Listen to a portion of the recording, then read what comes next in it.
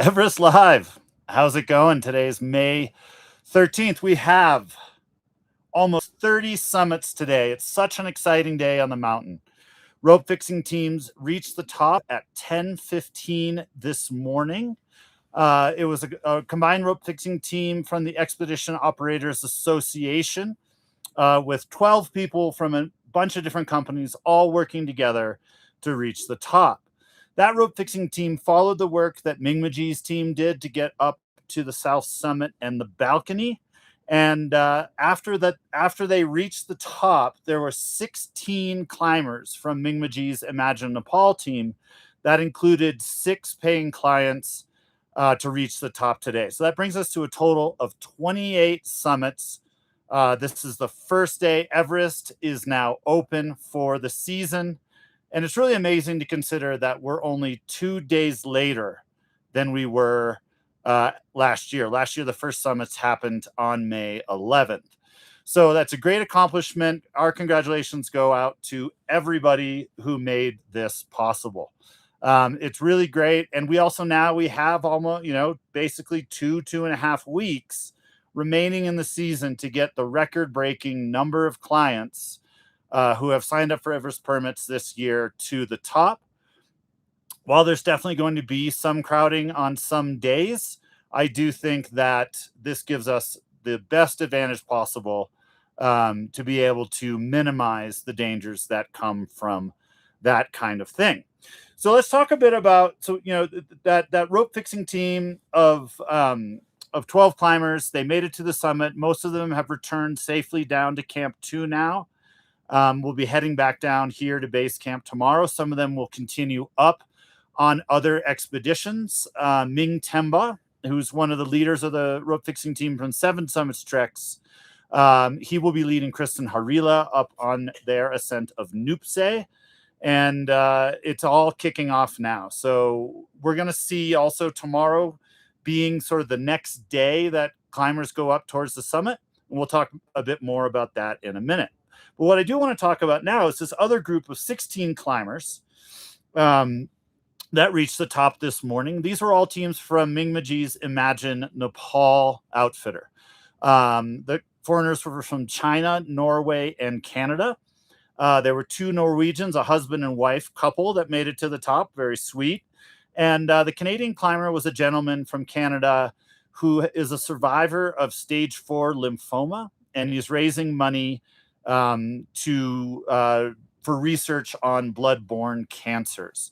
So good causes all around, good vibes all around, and we're super excited again, and congratulations to everybody who made it up.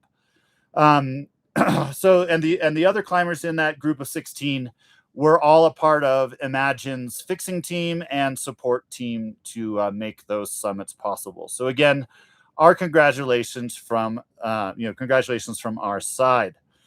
As you can tell, it's freezing in here. Part of the reason that it's freezing is because, unfortunately, today too, given the way the internet is, there's been a lot of shade thrown around. Some of it has been cast upon me, and I just wanted to take a minute to kind of address it directly. So earlier today, as some of you may have followed, there were differing opinions on which fixing team made it to the summit first. Was it Mingmaji's team of 3, or was it the Expedition Operators Association team of 12? When I put out my earlier dispatch today congratulating the team of 12 and reading their names, the reason that I elected to support that group, or the reason that I believe right now that group is the first to make it to the top, is something that I want to address. The reason is, when I first was doing my research as to which groups reached the top first, of course, I checked my sources. It's one of the things that's really important to me here on Everest Live, is to provide truthful information. Even though I'm here at base camp, the distance between me and the summit may as well be the distance between me and the moon. I'm not up there. I don't know what's going on. And I have to rely on sources to understand what's true. And I'm going to be the first to admit that sometimes I'm going to get things wrong. And I'm always going to, I will make a commitment to everybody watching that if I get something wrong, I'm going to admit it and I'm going to issue a correction. So the reason I went with the EOAN team today of 12 is because When I got that information from the EOAN group, they also provided photo evidence of their summit, photo evidence of a long string of climbers reaching the summit, which supports the evidence of a group of 12. I then reconfirmed that information with the Department of Tourism. So they confirmed that this was the official first ascents of the season. And then I reconfirmed it again in other media posts that confirmed it with other sourcing. Later on, Mingmaji sort of still stood by his claim that his group was first. And I did have a long discussion with Mingmaji over chat today, where we're trying to sort of sort out what's happening. I did ask him to provide evidence that his team reached first, if it's photo evidence, eyewitness accounts, whichever. I have not received that to date. If that evidence is compelling, if I am wrong in this, believe me, I will be the first to admit it, and I will issue a correction immediately. But that all being said, I also want to make sure that, like, I don't want to be perceived as throwing shade on Mingmaji, because he deserves an immense amount of respect. And I want to make sure that that's clear. Some of the other facts that I can state right now that are backed up by evidence is, were it not for Mingmaji and his sort of unconventional style of shaking the tree here a little bit, we wouldn't have seen the summits we saw this morning. I don't think anyone will dispute that. Let's go back to the Icefall, right? You guys remember there was the big Serac, the big stall. Mingmaji used his own resources and mounted his own team to find a safe way around the Serac. While the SPCC and the expedition operators, again, didn't use Mingmaji's route, the fact that he pushed a sort of risk-averse and maybe lackadaisical, I don't know, I'm not judging, but the fact that he kind of got in there and pushed things around and made some noise is what opened up the route to Camp 1, and he deserves credit for that. Had he not done that, where would we be today? I don't know. There may not even be a season today. The second piece is when Mingmaji, when the rope fixers from EOAN came back down to base camp and wanted to wait a little longer, Mingmaji again started making noise from Camp 2 and higher on the mountain. And through that, everybody rallied and they sent rapid teams up onto the mountain to support Mingmaji's fixing efforts. He put his own effort, he put his own time into making that happen. And then that's how we got the summits again this morning. So again, if Mingmaji hadn't made noise, we probably wouldn't have seen summits this morning. We would probably be seeing summits tomorrow, which is a very short window before the jet stream tomorrow afternoon comes back in and the winds are too high for anyone to summit. So through that, we have a more extended season than we would have had otherwise. And I want to be sure to give Mingmaji the credit that he and his team at Imagine deserve for doing that. It's an amazing effort, and they were a huge part of making that rope fixing possible. I see it as a collaborative effort. There may be more politics, more things happening behind the scenes that I'm not necessarily tuned into or don't necessarily want to be tuned into, but I do want to make sure that I'm giving credit where it's due. So the last piece that I want to make clear as well, in terms of the interest of transparency, is while we are staying, Everest Live is embedded in the Seven Summits Trek's base camp, we are paying our way in full. We are not receiving any favors or discounts for what we do. We also have full independence. We're fully permitted. We're doing everything by the book, and we are not taking favors, or we are not biasing our reporting in any way. I can give you that assurance. Again, our DMs are open, our comments are open. We welcome discussion, even if it's uncomfortable. And if there are things that I put out there or that we put out there that may not be right or that may turn out to be false in the light, I'm going to be the first one to admit it, and we're going to correct it. But for right now, the evidence that I've been given shows the EOAN was the first team to reach the top. But the evidence I've been given also shows that if it wasn't for Mingma, those guys wouldn't have gotten there in the first place. So that's where we are. I'm going to open it up to much more interesting stuff, which is your questions. So let's get into it. Send your questions my way. It's going to warm me up. And the first one that I'm seeing is, do you have any guess as to who will be the first in the summit this year that's not a worker on the mountain? Well, that's already happened. And those were those 6 clients of Mingmaji's that made it to the top. I don't know his name offhand, and I don't want to jump onto my computer during the AMA because that's impolite. I believe if you go to Mingmaji's Imagine Nepal's Instagram, I think you'll see that the Chinese climber was the first foreigner to reach the top. Don't quote me on that, but I think if you look at Imagine Nepal's Instagram account, you'll be able to see sequentially what time people reached the summit, and you'll be able to figure out who the first was. I do believe it was the Chinese client that was the first. Second question, do you know when Justin Sackett is attempting his summit push? I don't. I know it's soon. So one of the things I also wanted to talk about, I'm going to pivot back and then I'm going to come back to Justin. Let's talk about the weather. Again, boring, but actually really exciting. So the reason too that there was a lot of that Mingmaji was pushing for the expedition operators to get up to the summit one day earlier is here's what we're looking at as an overall summary of the weather. The weather reports, the different ones now are starting to align around the fact that we have another small window tomorrow up until about midday where the weather's good and the winds are low. But then after that, we're going to start to see a few days of very, very high winds, unsafe and dangerous winds on the summit push.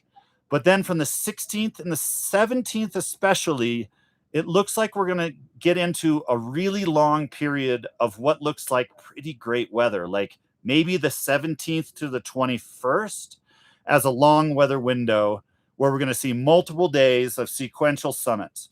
And even tonight, we're going to see a lot of foreign teams heading up to Camp 2 to get ready to hit the 16th or the 17th to get the beginning of that good weather window. Those teams are already mobilizing. So in terms of Justin's push, last time we talked to him, I think he was trying to go later in the season when there are fewer crowds. So my guess is that he'll end up not going up tonight, but probably at some point in the next 2 or 3 days. I don't want to make stuff up, so I'll check in with Justin and we'll give you guys an update either in the comments or I'll incorporate it into tomorrow's dispatch with more accurate information. Last I saw him, he was eating cake in the coffee shop and doing great. Hi from Denmark. Hey. When are the first summit windows likely to be? I think I just addressed that, right? We got like a really short one. There's a bunch of people who are even colder than I am in a tent, even smaller than this, at the South Call right now that are probably going to push up for an early morning summit tomorrow. And then we're going to see a couple days where the mountain rests. And then from the 17th to the 21st, maybe beyond that, it's going to be one after the other. So that's kind of what we're looking at. From my perspective, we actually have quite a bit of real estate there to get this record number of climbers safely up and down the mountain. And a lot of teams are now kind of quietly talking and coordinating, figuring out when the best times for them to go will be. How's the weather looking? Wait a second. There were some comments before that I didn't want to miss. There were 6 clients on top today behind the fixers. Correct. 6 clients today and a number of support staff. Again, kudos to Imagine Nepal. How's the weather looking? Right now it's cold AF, but generally speaking for climbing, it's looking great, especially from the 17th to the 21st. Hi from Ecuador. There's an Ecuadorian climber here who's going to be trying Everest No O's. He is a total beast. I don't remember his name, but I can put it in the comments if you're interested. So yeah, Ecuador is being represented heavily on the mountain this year. Greetings from Austria. Hi, Austria is the best. Has there been any update regarding Ryan's condition? So Ryan, from what we understand, is out climbing mountains in America. When we were talking to Justin earlier this week, he did say that Ryan still, when he pushes himself hard, he can feel, he was telling me that Ryan, I don't want to speak for Ryan, but what Justin was saying is Ryan's still feeling some impact from the altitude issues that he had here, but he's out getting sendy in Washington State and having a great time. If you check out his YouTube, you can see some of the stuff that he's been up to. I think he's totally great. Whether he's going to come back and try again next year remains to be seen. I'm trying to come up with some other adventures for him and Justin to go on, see if I can actually convince them to go do the things that I want to do. Do I know which route down Everest the skier who we interviewed after he ski down from Lhotse will do? Bartek. I have no idea. I would love to. I would give anything. Like I would do this daily dispatch with my shirt off right now if I could get a half hour to sit down and share a Coca-Cola or a hot tea with Bartek. But he is the shyest, like most impossible to track down guy, even though his tent is like literally like 30 feet from here. I also would have to say that I've just got a lot of respect for this dude. Like what he accomplished on Lhotse, even when I was thinking about it today, I was remembering, many of you may have followed, a number of years ago, Jim Morrison and Hillary Nelson, they skied down Lhotse. They did the first ascent of Lhotse some years ago, and it was a big deal. I mean, they had huge teams and oxygen and the whole business, and it was something that really defined their career, and I just remember seeing multiple talks and slideshows and movies about when they did it. And then Bartek, this dude just doesn't tell anybody. He just kind of goes up there and just sends this thing, and he's very quiet and understated. The interview that we had with him yesterday that you all saw, like that's the most I've been able to speak to him. We've sent some voice memos back and forth. But so his Everest plans, I'm not sure. I'm assuming he's just going to ski down the standard route. I don't think there's a whole lot of options up high other than that. But I'll reach out to him to try to confirm, but please don't hold me to it. If he does respond, or if I do get an interview from him, maybe I'll do it topless. Let's see. Nobody wants that, but that's how excited I will be if I can get that interview done. Okay, people are talking about Ryan. Yeah, absolutely. Thanks, guys, for commenting on that. I've lost my place, but I found it. Yep. So Alan Arnett and his coach said that Ryan's planning his next adventure. I agree with that. Do I know which teams are pushing for the top tonight? I don't. I know that they're not from Seven Summits or 8K. I don't think they're from Imagine, but I can't confirm that. I don't know who's going up tonight, but hopefully tomorrow morning we'll know a lot more and I'll be able to update everyone on that. I'm wishing them all a very, very safe passage to the top and back. First time hitting this live. Exciting. Greetings from Michigan. Greetings, Michigan. It is beautiful there. Two Michigans in a row. All right. Sydney, Australia. Nice to meet you guys in Sydney, Australia. I don't know if you checked out this recent video we did about this woman, River, from Afghanistan, trying to be the first Afghani woman to climb. She's living in Melbourne. A super inspirational person. One of those stories that she just literally walked into our tent and blew our minds. So give that a check out if you haven't already. So do people pack up and leave base camp once they've summited, or do they tend to hang around until the end of the season? People nowadays, hasn't always been the case, but nowadays people tend to GTFO. Like they just kind of get down and they want to get a helicopter out that day. I think that it's kind of, for those of you who have gone on long backpacking trips or long hikes or whatever, like when the conversation starts about what you're going to eat when you get home, like there's no stopping you in terms of getting home. And when you come down off of Everest, it's amazing. People age, like from when they leave Kathmandu and when they when they leave base camp and when they come back, they look like they've put on a couple years. It's just so hard on the body and you're so tired. So most people just want the comforts of Kathmandu. I get it. I don't blame them. Back in the day, in the older expedition days, in the classic days, a lot of people would do the walk back to Lukla. And most of the time they would just it was like a pub crawl. You'd just like go from village to village and from your Sherpa friend's house to the other Sherpa friend's house and get trashed. Those traditions, I think, have been displaced for like the weird, shady clubs in Kathmandu. But, to each their own. How cold is it? How cold is cold? Hi from New Hampshire. I grew up in New Hampshire, Guilford, New Hampshire, represent. I don't know how cold it is right now. It's probably 20 degrees Fahrenheit, maybe -5 or 10 Celsius, which is cold enough. The thing about being out here is just you're sitting in a tent all the time. There's no heat. So it does get into your bones. What about the runners like Tyler Andrews? Okay, so again this year we're seeing Tyler Andrews and Carl Egeloff. Both of them are independently trying to get the fastest known time without oxygen from base camp to the summit. This is a particularly good year for it because the Icefall, the Khumbu Icefall, is apparently just like in amazing condition. It's super fast. People are cutting hours off of their time from last year getting up to Camp 1 and Camp 2. So both of them are pretty primed for setting some records. Carl is here in base camp.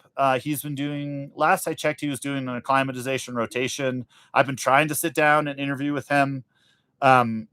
Hopefully we'll be able to find a time when the stars align. There is a funny balance here for when climbers like Carl, I mean, climbers like anybody, but Carl in particular, these really serious record-setting athletes are very concerned about who they like hang out with before they go up, lest they get like the common cold and everything goes pear-shaped. But I'm hoping that we can talk to Carl on one side of his ascent or another. I actually checked in with Tyler today, and he's still in Kahare over by Mira Peak, where he's like, Mira Peak is this mountain that many people like, you know, it's a life's accomplishment to climb it. This dude's been running laps on it. He's been like, it takes him like an hour and a half to run up and down the mountain. It's another thing entirely. And so I think he's just really waiting until the very last minute when the mountain is going to be a little less crowded. I'm guessing you're going to see Tyler here 20th, 21st at the end of that weather window. And then he's just going to try to blast his way up to the summit after 5 previous attempts. So that's going to be an exciting thing to watch unfold. We'll tell you all about it as it happens. What else we got? There's women here too, not just gents. If I say you guys, if I say, hey, gents or whatever, I apologize for that. Something I'm working on. I acknowledge that our audience is as diverse and beautiful as the population in the world. If I've misspoken, my apologies. I'll work on that, y'all. What do we got?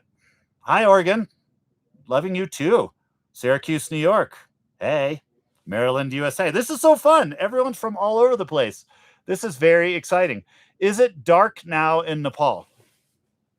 It's dusky. I'm in this tent just because before it was raining outside or like sleeting. It was pretty gross to sit outside and do this AMA. So I'm in here now, but it's dusky right now. But it'll be dark pretty soon.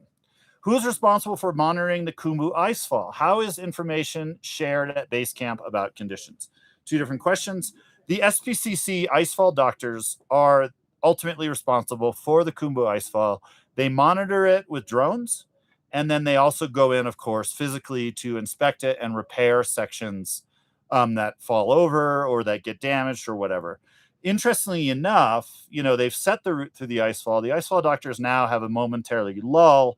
They're actually all focusing on the heavy lift drone operation, which is also a part of the SPCC's remit. They're working with airlift to get all this equipment up to Camp 1 and Camp 2, or Camp 1, and then it gets ferried to Camp 2. And they kind of have an easy time now because right now the temperatures are around freezing. So things aren't moving like crazy. But in the coming 2 weeks, the temperatures are going to go up quite a bit. That 5-ladder crevasse might become a 6-ladder crevasse. Who knows, right? But as the Icefall warms, the Icefall doctors then will get real busy trying to keep that route safe for the climbers that are climbing towards the end of the season. How is information shared at base camp about conditions? I assume you mean in the Icefall. There are so many people going up and down that each team will have, like, every day, every other day, a number of high altitude workers that are ferrying loads up and down. The Arnold Koster's camp, which we're staying in, you know, the team of Sherpas that are working with his group, they ferried 6 oxygen cylinders each from Camp 2 up to Camp 4 last night. Came back down to camp. They all had dalbat and a beer and slept all afternoon, which they deserved. But so these guys are constantly going in and out of the Icefall. There's so much traffic through there that the conditions are pretty much updated in real time. Everyone has a radio that's going through there. So if there is an incident where a serac falls or part of the route is broken or whatever, they radio the SPCC and immediately they send people up to fix it. It's really quite an efficient system, and that information is shared very, very efficiently. Hi from Missouri. Hi, Missouri. Have I ever summited big mountains yourself anywhere? And I'm doing a wonderful job broadcasting. Thank you. Like I've said before, I'm not an 8,000 meter climber yet. I've summited a number of trekking peaks in Nepal, 6,000 meter peaks, high 5,000 meter peaks. And that's given me enough of a taste of mountaineering that's made me question whether or not I have what it takes to climb 8,000 meter peaks. For me, my interest in this again is journalism and curiosity about Everest and about Nepal and about the people here. And I also feel like the stories of Everest were being told from afar by and large. And I wanted to try to introduce the world to how I see it in the times that I've spent here on and around the mountain in various capacities. So that's how I've come here. I haven't come here as like a wizened, hardened climber.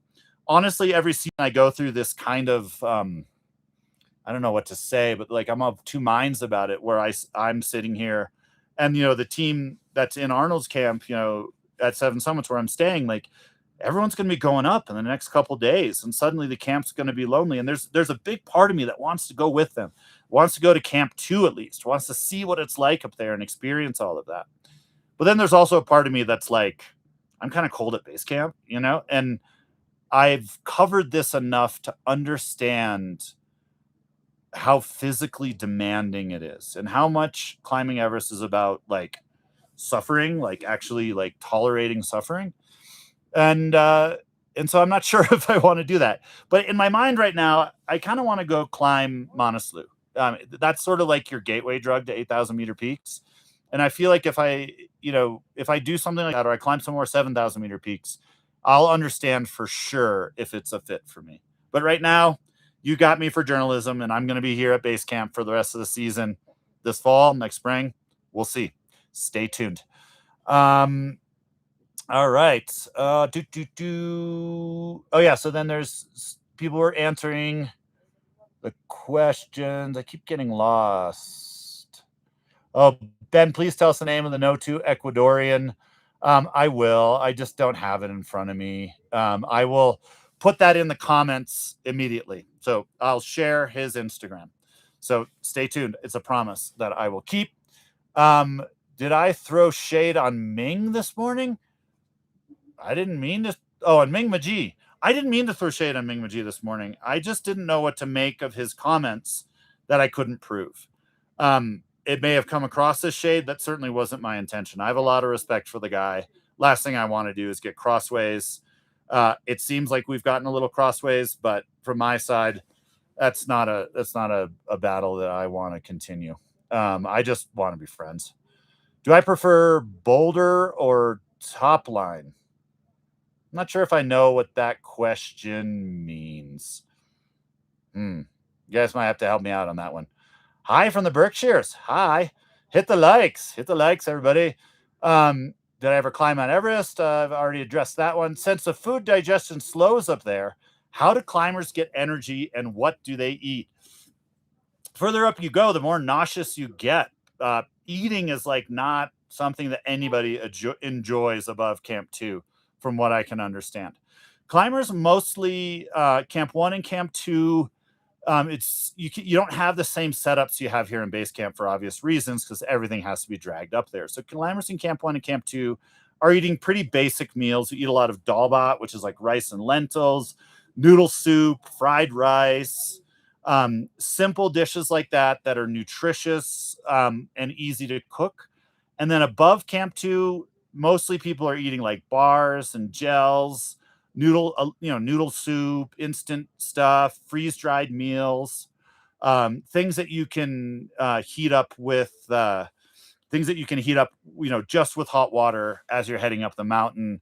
But everyone I've talked to, basically like above Camp 3 and then into Camp 4, like, it's Snickers bars and suffering.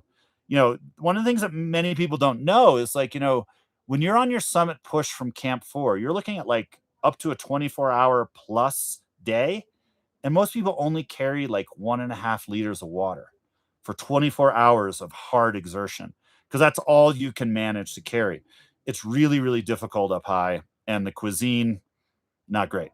Hi from England. Hello. He hasn't climbed Everest. In the future, he'll try. Yeah, thanks. Thanks from Mike, Wisconsin. Hi from England. Hi, everybody. Northern Ontario. Oh, that's so beautiful up there. Thank you so much for joining us. We really, really appreciate all of your participation and comments. No to Ecuadorian. I've already promised you I'm going to do that. In no way did I throw shade at Mingma. Thanks for that. I'm one of those people, like, as a person, like, I definitely sort of thrive on like positive reinforcement. So I get a little like whingy when that stuff happens. Yeah, I didn't mean to throw shade, but but also, like, I'm learning a lot through this Everest Live process, even just from like the comments we're getting on our posts and stuff.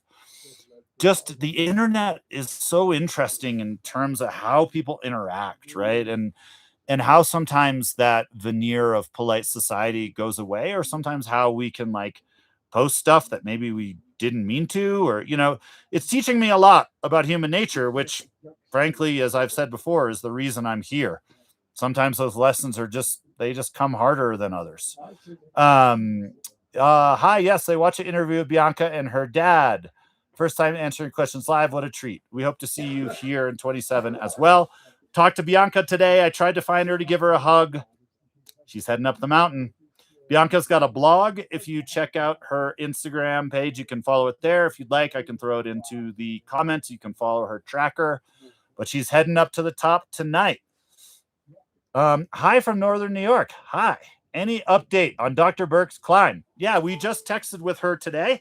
She's at Camp 2 after doing an acclimatization rotation, another one up to Camp 3. I think we thought she was going for the summit. I guess she's not. She's been at Camp 2 for a bunch of days. Is she coming down? Is she going up? We don't know, but we will let you know as soon as we do know.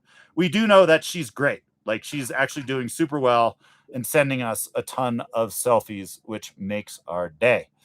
Did I ever climb on Everest? We've dealt with that a bunch of times. Watching from Summit County, Ohio. All right, let's hear it for Summit. Good day to be coming in from Summit County, Ohio. Thanks for sharing your experience. Hi, Cornwall, Canada, Rocky Mountains. Hi. So the light's flickering on and off. The generator is flicking on and off. Hopefully our internet is also not flickering on and off. Canada, Skokie, North Macedonia. Skopje, North Macedonia. Hi. Thanks for tuning in. I'd like to come visit you someday. That's a place I know nothing about, but want to know everything about. So, yeah, hit me up. I'd like to come visit. What's the best time to watch a live webcam stream to catch a summit push? Summit pushes are generally going to be really early morning Nepal time, like 6 to 7 a.m. up until 10 or 11 a.m. After 11, 12, you're looking at, it getting hard to get back down in time kind of zone. So if you're looking at those live Everest webcams where you can kind of make out climbers on the summit, I would tune in at like prime time Eastern, like after dinner in the evenings Eastern time, and see what you can see from there. If anything's exciting happening, of course, too, we're going to let you know here. Maybe you can use that to calibrate your tuning in. Thanks from EBC. Any chance of an interview with Mingmaji? I would love to interview Mingmaji. I think he's a boss. I think he's super rad. Shoot him a message. Tell him that I'm a nice guy. Tell him that you'd love to have him interview with me. I would love to talk with him. This will all calm down, and Mingmaji will want to interview him. Talk about it. I mean, he's got so many amazing stories. And Mingmaji, the thing that I remember, God, it must have been 10, 15 years ago. When I was here in Nepal, and I was climbing a lot back then, and I was like ambitious, and Mingmaji was like kind of like my idol in a way, in the sense that he was this Nepali. He was so strong, and he was putting up all these, like, he was like the first Nepali that was kind of like beating the foreigners at their own game in terms of putting up first ascents and doing like really bold and strong things in the mountains. He's kind of the OG. So anyway, I have lots of respect and love for the guy. Ben, you're the best. Wish this channel would go viral. Oh, thanks. I do too. There's a part of me also that likes being able to answer everyone's questions, and but Andy snickers over next to me, but on the other hand, we would also like to eat. So yeah, maybe let's go viral slowly, or let's go viral in a nice way. Sending love from the Shenandoah Valley, Virginia. So beautiful there. We're sending love right back. Black Forest region in Germany. Guten Tag. Namaste.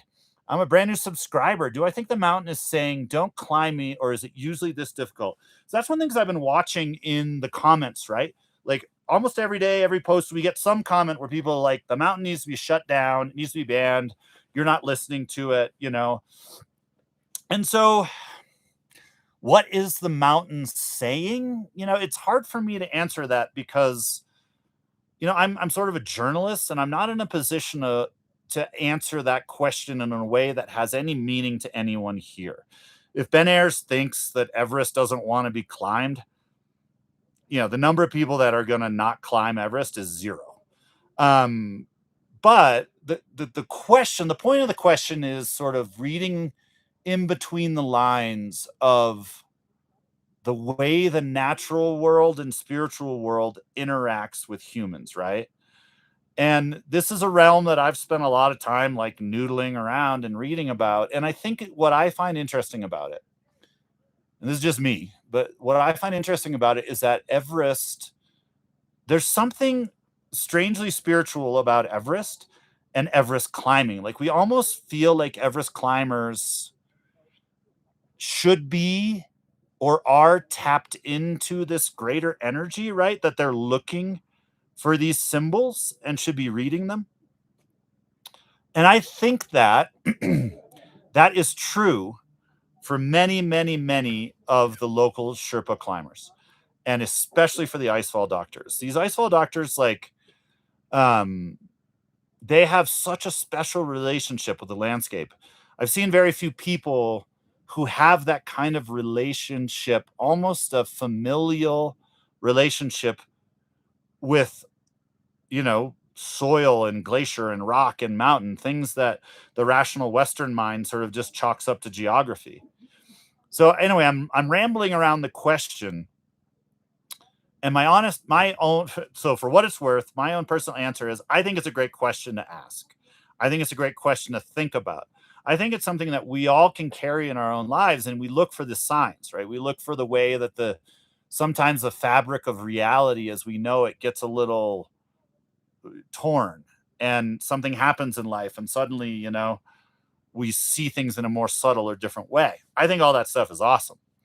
I think how it applies to Mount Everest is I actually think this year, the obstacles that have been created on Mount Everest this year are human ones. I don't see them as being natural ones. The obstacles that have been created are interpersonal obstacles, are obstacles between different ideas and approaches, their power struggles. I see it as a human shortcoming this year. When we look back at 2014, when you had that huge avalanche, you know, that killed 16 high altitude workers, you look at 2015 when 19 people died in the avalanche. Those were times when maybe the mountain was trying to send a very obvious signal. Right now, we're not seeing that kind of activity. I'm not feeling that vibe. I'm feeling like this vibe is one for us to sort out. Look at, you know, let's apply to like my little internet tiff today. Like, I want to sort it out. I want to find a resolution. I want to approach this in a pure-hearted way to find a positive solution for everybody. And that's where I think that's what we're called to do this year. Wow. How's that for a heavy answer to a real short question? Sorry about that. Okay, you live in northern New Brunswick, Canada. Yeah, rock on. And is appreciated. Be safe. Will do. Okay, now we're gonna have to rock through these because Andy's gonna start to 5 minutes. Get on me. We got 5 minutes left. Any drones to watch the team? Yes, absolutely. We have a whole feature like doc that we're making, not feature doc, but a small doc that we're making. Andy and I spent the day hanging out with the drone operators yesterday. We didn't fly any of them into anybody's faces. We're going to have a whole awesome drone profile I used my drone to shoot some really rad other drone footage. You guys are going to love it. Stay tuned and tell your friends. Live. All right. Congrats to the climbers. Absolutely. Thank you. You're welcome. What's my hardest climb? I mentioned that in the last AMA. It was probably Pisang Peak with my friend Abira. Cumberland, Maine. All right. I lived in Lewiston and Leeds, Maine for a long time. I love it up there. Take care, Bob. You wish you could do it. Well, you don't have to just do Everest. Just do things that make you happy, put you out of your comfort zone. Do I have an update on Kristen Harila? I just talked to Kristen like 10 minutes ago. She's doing great, heading up to Nuptse. She's getting after it. She's going to make it happen, and we're going to let you know as soon as anybody knows what's going on. I think her plans are to go after Nuptse and Lhotse, come down and rest, and then do Everest. She's feeling confident. She's feeling strong. We're wishing her all the best. Ryan Mitchell's a tool, LOL. Well, I don't agree, but Carl Egoloff, talked about him. Surprised I haven't tried summiting as I'm at base camp. I'm not surprised that I haven't, because I think summiting's really hard to do, and I'm going to want to train a lot more before I do it. Teams ever go off route to avoid bottlenecks? No, because when you go off route, you go off the safety rope, and then you die, basically. Nope. Avoiding the bottlenecks is extremely difficult. There's sort of a tradition or pattern where Sherpas will leapfrog around. Sometimes they'll short rope themselves to their client, jump around a slow group, but that's very, very risky. A couple of years ago, do you guys remember when the big Serac fell near the summit of Mount Everest and 2 people lost their lives? It was because they did that. So that practice is not really, what's the word?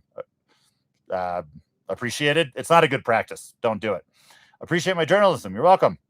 I don't have to climb myself to be a good reporter. I appreciate that. The climbing is like a separate thing. Like, I'm a climber, but I'm not like a capital C climber. I'm somewhere in the middle. But we'll see what happens. Fried rice, nutritious, LOL. Fair point. Who coordinates the cleanup of rubbish at the end of the season? Do teams take it seriously? Yes, they do. SPCC coordinates the rubbish. They keep meticulous records. Everybody has to bring 8 kilograms of rubbish down from above Camp 1, and it is a steadfast rule. If you don't do it, you get fined, and then all that stuff gets pulled out of base camp on the back of yaks and porters and all sorts of stuff. But it's actually quite remarkable. If you come up here in a month from now, base camp will really just look like an empty glacier. It's pretty amazing how well this place gets cleaned up. Bianca is doing great. I look very cold all the time. Yeah, well, it's not because of the gear, friends. It's not because of the gear. The gear is amazing. I should be wearing my big puffy, but I was late to the AMA today. Hi, Larry from Cleveland. Hi, Chicago. Go Cubs. Thank you for answering your question. You're welcome. Okay, you guys are talking about Ryan Mitchell amongst yourselves. I'm going to let you do that. Pam from Canada. Hi, Pam. Do people get scared and turn back even if they're feeling okay, just scared? Yeah, it definitely happens. I think that if you want to climb Everest, you're self-selecting for being somebody who doesn't necessarily turn around because they're scared a lot. But no, there's tons of stories of that, of people. Like, there's even a friend who I'm not going to mention, but like, friend here at base camp is like kind of questioning if they feel like going up or not, because they're scared about some health stuff. Happens all the time. At the end of the day, Everest is full of people. Base camp is cool. Base camp is super cool. It's super fun here. Hi, Toronto. Aloha. Aloha. Texas. Right on. How does permitting work for Everest? I can't imagine every worker needs one. Everybody needs one. You got to have it. You can't be up here without a permit. Nepali workers, Nepali climbers, everybody's got to have a permit to be on the mountain, and it's actually something that they check. So you got to go to the Department of Tourism. You got to give them a little passport photo. Got to fill out a bunch of forms. But everybody's got a permit. If you don't have a permit, you don't stay here. Watching Nebraska. All right. I've spent a bunch of time in Nebraska, actually. I like Nebraska. I think it's cool. Oh man, then I lose my spot. Okay, we're almost at the end. Pawtucket, Rhode Island. Hello, Phoenix, Arizona. Different climate than here. There's only one route to summit. You guys are talking amongst yourselves. I love it. Off route summit. Yep. Okay. Pawtucket, Paw Sox. Go Paw Sox. Do I practice the same religion as Nepalis? Is it Hinduism? Oh boy. Andy's giving me the stink eye here. So thankfully, you guys are not getting Ben's religious dissertation AMA, which would take us into the summiting time tomorrow morning. I consider myself a spiritual person. I'm not a big fan of dogma. So I do a lot of reading. I have my own sort of individual practice. I'm super into a lot of different religions. I actually am really interested in the areas where, quote, Eastern religions and, quote, Western religions overlap. There's a lot of cool stuff in there that I'll bore you guys with at another time. The Nestorians, look up the Nestorians, really interesting people in the like 11th century. But so for me, no, I don't. And Nepal also has a lot of religions in it. There was a long time where Nepal was a Hindu kingdom. So Hindu was like the state religion, but there's always been Buddhists, animists, Christians, Muslims. There's a ton of different diversity of language, culture, religion, spirituality here from all over the place. And for me, that's part of why I like it, because I can kind of dabble my toes in all sorts of different ways of thinking and organizing the spirit, the way that people understand the other dimensions of life that aren't so obvious. And just like Mount Everest, it's held my attention for many, many years. I think it's made me a better person. The spiritual life here is very much on the surface in a way that it wasn't or hasn't been for me in the States. That's not to say it doesn't exist like that in the States. It's just I've found it easier to access it here. So yeah, so there's that in a nutshell. What nationality is my wife? Oh, getting personal here. My wife is American, but of Nepali origin. So kind of like me. I mean, I'm American of American origin, but I like Nepal. So anyway, that's why we get along. We have a great life where we're able to kind of live in both places and we make it work. And yeah, it's great. She's absolutely fantastic. Although coming on to this event would be probably the last thing in the world she would ever want to do. Calgary, how you doing? Making breakfast. I'm glad you're having a good time. I hope you have a wonderful day. Everest is, yeah, I'm psyched you're obsessed with Everest too. Join the club. Guam. Hi, Guam. What's my opinion regarding Everest regulations, north side Chinese versus south side Nepal? I mean, it's sort of communism versus capitalism, maybe. Everyone like the north side, there are huge fans of the north side, and I get it. Like, I get why Adrian Ballinger goes back there year after year and sort of built his business on that. But on the other hand, over the past like 6 years, it's like 7 years, it's like more than 50% of those years have been canceled at the last minute. China doesn't give AF about Everest climbing. It's just not an important part of their economy or culture. Whereas on the Nepal side, it's a total free for all. And this year, Chinese climbers are the largest single nationality on the Nepal side because the Chinese side is so heavily regulated. They can't get a spot on the Chinese teams on the north side. So, what are my feelings about it? I don't really have feelings about it. I think that for me, the fascination is basically on the south side. I'd love to go experience the north side, but right now there's a big question mark of if and when the north side will open up to foreign climbers. Nobody knows. Could you sleep a few nights at Everest Base Camp? So not Gorak Shep as a trekker. Most companies only stay a few hours and then move back to Gorak Shep. Yeah, the reality is here you have to have permits, right? You have to be here on a climbing permit or a similar permit to spend the night. So legally, no. There have been cases where trekking companies will look the other way, put you up in a tent and let you stay for a night or two. But that practice is kind of frowned upon. So I would say do not incorporate that into your Everest Base Camp plans. Yeah, just unfortunately, you got to do the shuffle from Gorak Shep up and back. Yeah, it's hard to avoid. Last question, because we have to go eat dinner. I'm going to ask the very bottom question. Are you allowed to have your ashes scattered in the mountains? I think actually legally no, but I think if nobody knew about it, then you probably could. Thanks, everybody. Hi from Illinois, Florida, Austria, Tennessee. I'm doing a great job. Thank you. Will we be reporting from a higher camp next season? This season, it's only Andy and me. We probably don't have our act together enough to get me up to Camp 2 as much as I want to go. Can you use cocoa leaves on Everest? I have no idea. The guys contracted fixture groups had to pay. It was them to fulfill their contract. Mingmaji sounds pretty convincing. I actually don't know, and I don't want to get into that right now. How many jackets do I have? A lot. I have a lot. Kailash is great. They gave us a lot of jackets. I should wear them all at the same time. Would I go do this in Pakistan? I would die. I would give an arm to be able to go do this in Pakistan. Let's see what happens. Maybe we can. Dalbat Power 24-hour. And that's how we're going to leave it. Thanks, everybody. Super, super fun to talk with you again. Let's check in. So what's today? The 13th. Let's check in again together. Do something like this around 19th, 20th when things are really in full swing. We'll have a lot more information then. We'll have a lot more to talk about. And in the meantime, please subscribe to our YouTube. I guess I'm supposed to be asking for subscribers because, we want to eat. We need money so we can go to Pakistan. And also join our Basecamp VIP club if you want to get these live updates every day. And there's kind of an AMA at the end of each of those. So if there are questions I didn't get to today, you can pay a small monthly fee and ask us then, or just shoot us a message in the DMs. Thanks, everybody. I hope everyone has a really wonderful day. I'm going to go put a jacket on and eat some Dalbat.